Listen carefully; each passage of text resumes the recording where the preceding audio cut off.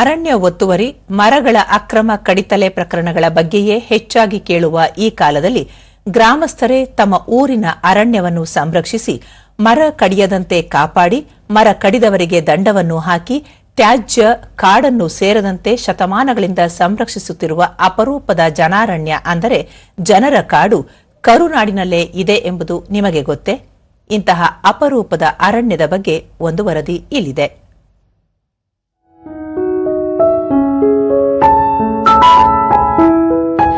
ರಾಜ್ಯದಲ್ಲಿ ಅತಿ ಹೆಚ್ಚು ಅರಣ್ಯ ಪ್ರದೇಶ ಹೊಂದಿರುವ ಜಿಲ್ಲೆಗಳಲ್ಲಿ ಉತ್ತರ ಕನ್ನಡ ಅಗ್ರಸ್ಥಾನದಲ್ಲಿದೆ. ಅರಣ್ಯ ಸಂರಕ್ಷಣಾ ಕಾಯ್ದೆಯ ಜೊತೆಗೆ ಇಲ್ಲಿನ ಜನರಲ್ಲಿ ಪ್ರಕೃತಿ ಪರಿಸರದ ಬಗ್ಗೆ ಇರುವ ಕಾಳಜಿ ಅರಣ್ಯ ಸಂರಕ್ಷಣೆ ಮತ್ತು ಸಂವರ್ಧನೆಗೆ ಕಾರಣವಾಗಿದೆ. ಜೊತೆಗೆ ಜಿಲ್ಲೆಯ ಕಾಡಿನಲ್ಲಿ ಹಲವು ವಿಶೇಷತೆಗಳೂ ಇವೆ.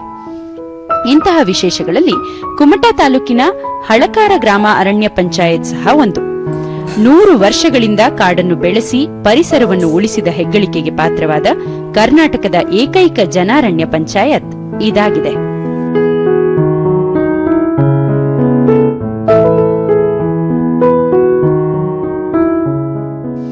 ಈ ಗ್ರಾಮದ ಜನರು ಶತಮಾನಗಳಿಂದ ತಮ್ಮೂರ ಕಾಡುಗಳನ್ನು ರಕ್ಷಿಸಿಕೊಂಡು ಬಂದಿದ್ದಾರೆ. ಇಲ್ಲಿ ಯಾರೊಬ್ಬರಿಗೂ ಮರ ಕಡಿಯಲು ಬಿಡುವುದಿಲ್ಲ. ಯಾರಾದರೂ ಮರ ಕಡಿಯಲು ಪ್ರಯತ್ನಿಸಿದರೆ ಗ್ರಾಮದ ಜನರೇ ತಡೆದು ಪಂಚಾಯಿತಿ ವತಿಯಿಂದ ದಂಡ ಹಾಕುತ್ತಾರೆ.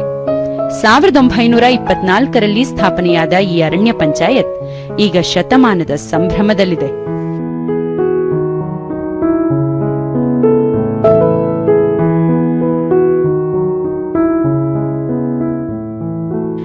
ಬಾಂಬೆ ಫಾರೆಸ್ಟ್ ಮ್ಯಾನ್ಯುಯಲ್ ಹಾಗೂ ಭಾರತೀಯ ಅರಣ್ಯ ಕಾಯ್ದೆ 1927ರ ಅಡಿಯಲ್ಲಿ ಸ್ಥಾಪನೆಯಾದ ಈ ಪಂಚಾಯತ್ ಗ್ರಾಮದ ರೈತರಿಗೆ ಕೃಷಿ ಕಾರ್ಯಕ್ಕೆ ನೆರವಾಗಲು ತರಗು, ಸೊಪ್ಪು, ದನಕರುಗಳಿಗೆ ಮೇವು, ಉರುವಲು ಒದಗಿಸುವಂತಹ ಕಾರ್ಯವನ್ನು ಹಿತಮಿತವಾಗಿ ನಿರ್ವಹಿಸುತ್ತಾ ಅರಣ್ಯವನ್ನು ಸಮೃದ್ಧವಾಗಿ ಕಾಪಾಡಿದೆ. ಹೀಗಾಗಿಯೇ ಹಳಕಾರಿನ ಸುತ್ತಲಿರುವ 225 ಎಕರೆ ಅರಣ್ಯ ಪ್ರದೇಶ ಗ್ರಾಮಸ್ಥರ ನಿರ್ವಹಣೆಯಲ್ಲಿ ಸಮೃದ್ಧವಾಗಿದೆ. ಈ ಜನಾರಣ್ಯ ಪಂಚಾಯತ್ ಇತಿಹಾಸವನ್ನು ಪರಿಸರ ವಿಜ್ಞಾನಿ ಡಾಕ್ಟರ್ ಸುಭಾಷ್ ಚಂದ್ರನ್ ಹೀಗೆ ವಿವರಿಸುತ್ತಾರೆ. ಕಾಲಾವಸ್ಥಾ ಬದಲಾವಣೆಯಿಂದ ಜನರಿಗೆ ಸಂರಕ್ಷಣೆ ಬೇಕು ಅಂದರೆ ಪ್ರತಿ ಗ್ರಾಮದಲ್ಲಿ ಅರಣ್ಯಗಳು ಬೇಕು. ಆ ಅರಣ್ಯಗಳು ಜನರ ಸಂರಕ್ಷಣೆಗೆ ಕೊಟ್ಟರೆ ಅವರು ಮತ್ತು ಅಕೇಶಿಯಾ, ಗಾಳಿ ಮರ ಇದೆಲ್ಲ ಹಾಕಿ ಆ ಫಾರೆಸ್ಟಿನ ಒಂದು ಜೀವ ವೈವಿಧ್ಯ ಹಾನಿ ಮಾಡಲಿಕ್ಕೆ ಅವರು ಪ್ರಯತ್ನ ಮಾಡುವುದಿಲ್ಲ. ಅಲ್ಲೇ ಇರುವ ಒಂದು ನ್ಯಾಚುರಲ್ ಆಗಿ ಇರುವ ಒಂದು ವೆಜಿಟೇಷನ್ ಅವರೇ ಸಂರಕ್ಷಣೆ ಮಾಡಿದರೆ ಅದೊಂದು ಕರ್ನಾಟಕ ಸ್ಟೇಟಿಗೆ ಒಂದು ಮಾಡೆಲ್ ಆಗುತ್ತದೆ.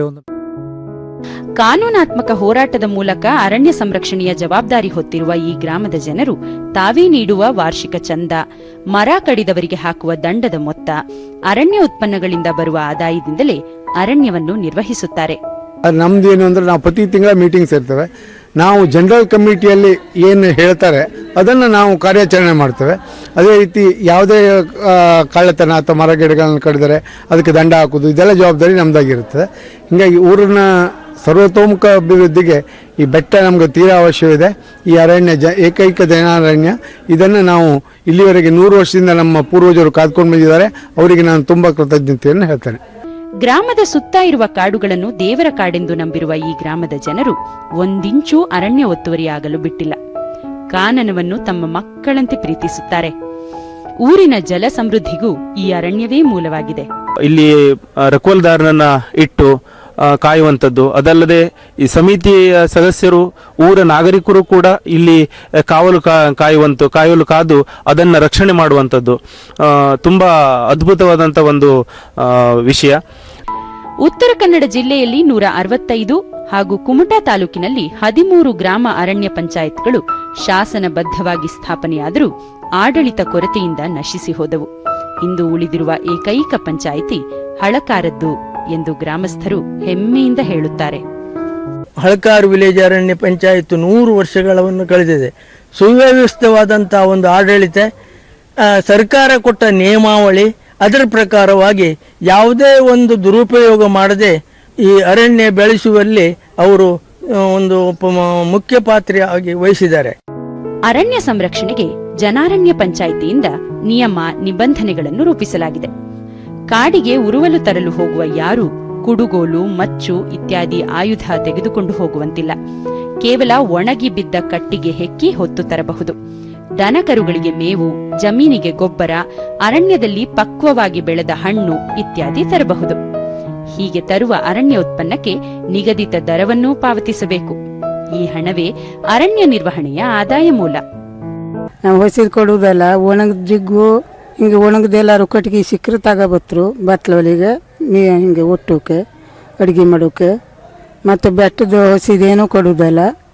ಎಂಥದ್ದಿದ್ರು ಪಂಚಾಯತ್ನರೇ ಸುರ್ಗಿ ಮಕ್ಕೆ ಅದು ಇದು, ನಾವು ಅದೆಲ್ಲ ಮತ್ತೆ ಹೋಗುವುದಲ್ಲ. ಹಳಕಾರದ ಜನರು ಅರಣ್ಯ ನಾಶವಾಗದಂತೆ ಶತಮಾನಗಳಿಂದ ಸಂರಕ್ಷಿಸುತ್ತಿದ್ದಾರೆ. ಇದರಿಂದ ತಮ್ಮೂರಲ್ಲಿ ಕಾಲಕಾಲಕ್ಕೆ ಮಳೆಯಾಗುತ್ತದೆ. ಜನ ಜಾನುವಾರುಗಳಿಗೆ ಮೇವು, ಆಹಾರ, ನೀರು ಲಭಿಸುತ್ತಿದೆ.